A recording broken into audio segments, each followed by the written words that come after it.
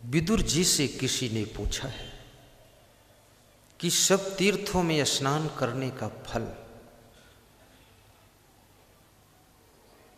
जिसको प्राप्त करना हो, तीर्थों में जाने की उम्र न हो, बुढ़ापा आ गया हो, किराए के पैसे न हो, जाने का मन भी न हो, लेकिन तीर्थों का फल पाने की इच्छा हो, तो क्या कोई शॉर्टकट उपाय है?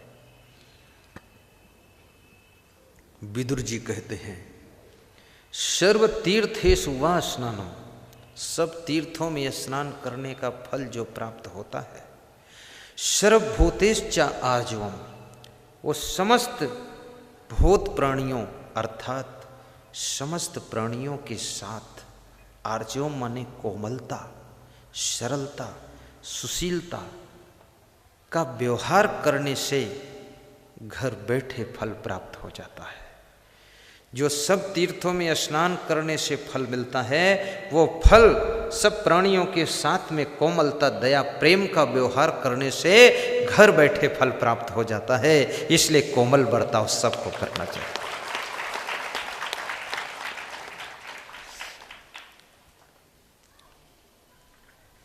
स्त्री के 3 रूप होते हैं, भोजनेषु माता, शयनेषु रंभा, कार्येषु मंत्री। नीति शास्त्र की पंक्तियां हैं। जिस समय पति भोजन कर रहा हो, माँ जैसा कोमल हृदय बनाकर पत्नी अपने पति को मुस्करा कर प्रसन्न होकर भोजन कराए, माँ जैसा हृदय बनाकर, कोमल हृदय। उस समय टेंशन की कोई बात न कहे, असमंजस की बात न कहे। जिस समय पति विश्राम कर रहा हो, शयनेषु रंभा, लक्ष्मी का रूप धारण करके अपने पति को निश्चिंत सुला दे। तो स्त्रियां कहती हैं, फिर टेंशन की बात कब कहें? भोजन के समय भी ना कहें, सोते समय भी ना कहें, बाकी समय तो ऑफिस चले जाते तो कहाँ कहें, कब कहें? तो इसका उत्तर यह है, कभी मत कहो। तो बिना कहे रहा नहीं जाता है, तो फिर क्या करें? तो जब पति ना हो तो आंगन में कह दो, हवा में उड़ जाने तो बात है। स्त्री का धर्म है घर की समस्याओं को पी जाना, पुरुष का धर्म है बाहर की समस्याओं को हजम कर जाना। जहां तक हो सके दूसरों के माइंड में टेंशन मत पहुंचाइए। हमारे आश्रम के संचालक हैं, कोई समस्या होती है मेरे तक पहुंचने नहीं देते, फिल्टर लगाते हैं। और वे बोलते रहते हैं कि उनके पास में फिल्टर लगाकर बात करना, बिना फिल्टर के कोई बात करेगा तो ठीक नहीं बात। सबको बताते रहते हैं, फिल्टर लगाना सीखो। बिना फिल्टर के तेल पंप और नोजल को जाम कर देता है, इंजन स्टार्ट नहीं होता है। बिना फिल्टर की बात तुम्हारे घर के विकास के इंजन को जाम कर देती है, मास्टर माइंड को डेवलपमेंट करने से रोक देती है। इसलिए फिल्टर लगा करके आगे बात पहुंचाइए, ताकि आपके घर के विकास का इंजन चालू रहना चाहिए।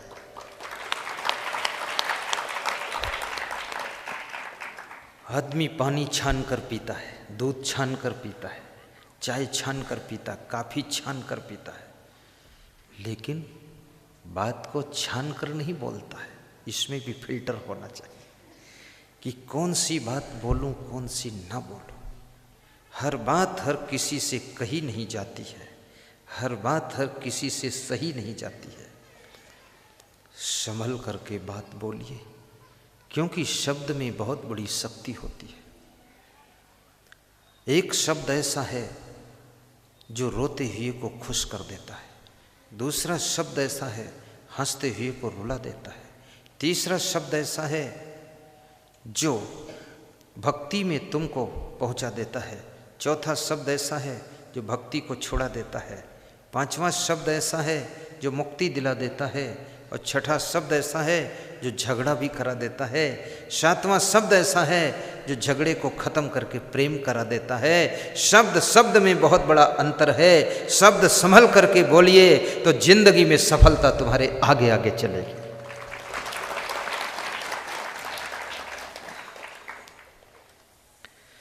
शब्दई मारा गिरिपरा शब्द छाड़ा राज जिन जिन शब्द विवेकिया तिनका शरीर का। शब्द में विवेक कीजिए। तुलसीदास की पत्नी रत्नावली, वो भी एक शब्द बोलती है। शब्द की चोट देखिए। तुलसीदास इतने महान कैसे बन गए। रत्नावली कहती है, अस्ति चरम मम देह में तामे ऐसी प्रीति और तैसी जो श्री राम में होत ना ही भवभीत। हे मेरे पति देव, इस हड्डी मांस के पुतले में इतनी प्रीति आपकी है, जिसके लिए तुमको सांप भी रस्सी दिखाई दिया। ससुराल रात में आने में शर्म नहीं लगी। ससुराल तो बिना निमंत्रण जाना नहीं चाहिए, पर रात में चुपके से आए और पीछे से आए जैसे चोर आते हैं। ये हड्डी मांस के पुतले में इतना प्रेम अगर भगवान में हो जाता तो भवसागर से तुम पार हो जाते, तुम्हारा मोक्ष हो जाता। तुलसीदास को ये शब्द ज्ञान दे देते हैं और तुलसीदास इन्हीं शब्दों को लेकर गुरु नरहर दास के पास जाते हैं और ज्ञान प्राप्त करके रामायण की रचना करते हैं। आज तुलसी की रचित रामायण घर घर में है। तुलसी का नाम अमर हो जाता है, तुलसी का उद्धार हो जाता है, तुलसी का सुधार हो जाता है, लेकिन ये उसके पत्नी के शब्दों का खेल होता है।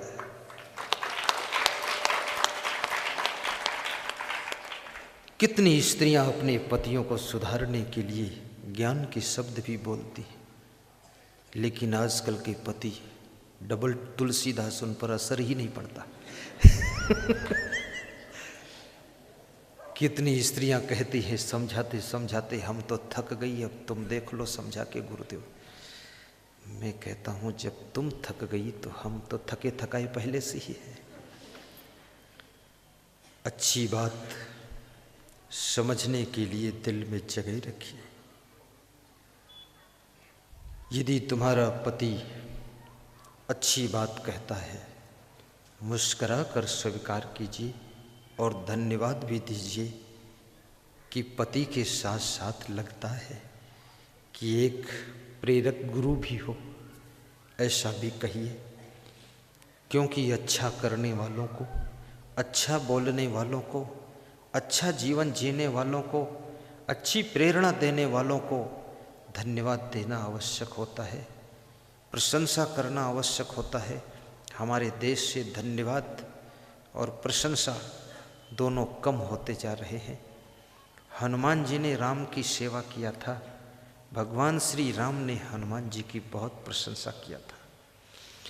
रघुपत कीन्ही बहुत बड़ाई, तुम मम प्री भरतहि सम भाई। हनुमान एक बंदर के रूप में है, लेकिन राम जी कहते हैं तुम मुझे ऐसे प्रिय हो जैसे मेरा भाई भरत मुझको प्रिय है। एक बंदर जैसे रूप वाले को भरत की तुलना में खड़ा कर दिया राम ने। ये राम की महिमा को देखिए। किसी से बड़ा काम लेना हो तो उसकी महिमा भी करना पड़ता है। अगर उसकी प्रशंसा नहीं करोगे तो उसके भीतर सोई हुई शक्तियाँ सोई रह जाएंगी। उसको धन्यवाद नहीं दोगे तो वह व्यक्ति कार्य करने के लिए उत्साहित नहीं होगा, और उसको सम्मान नहीं दोगे तो वह व्यक्ति निष्क्रिय बैठा रहेगा। सम्मान और प्रशंसा और धन्यवाद ये चीज़ें कार्य करने की क्षमता को भी बढ़ाती हैं और सोई हुई शक्तियों को जगाती है और कार्य करने वाले की थकान को मिटाती है। इसलिए अच्छा करने वालों का सम्मान भी होना चाहिए, अच्छा करने वालों की प्रशंसा भी होनी चाहिए और उनको धन्यवाद भी मिलना चाहिए, ताकि वह लोग और कुछ अच्छा करके इस दुनिया में दिखा सकें और सबका कल्याण हो सके। जैसे आपने अभी इतनी मालाएं मुझे पहनाया, कम से कम 51 माला थी। ये क्यों पहनाया? ये केवल मेरे प्रोत्साहन को बढ़ाने के लिए, सम्मान के लिए, आदर के लिए, धन्यवाद के लिए कि गुरुदेव हम सब आपको माला पहना रहे हैं। अब माला पहन लो और फिर ऐसा कमाल का सत्संग सुनाओ कि हम सब आनंद में डूब जाए। जैसे फूल की माला पहनाया हूँ, ऐसा प्रवचन होना चाहिए कि हमारा दिल फूल जैसा खिल जाए। ऐसा प्रवचन हो हमारी जिंदगी में फूल जैसा सौंदर्य, फूल जैसी सुगंध उठने लग जाए। आपका प्रवचन भी, आपको मैं फूल की माला पहनाता हूँ, आप हमें प्रवचन की माला पहनाना, ताकि मेरे जीवन की माला सुंदर हो जाए और हम धन्य हो जाए।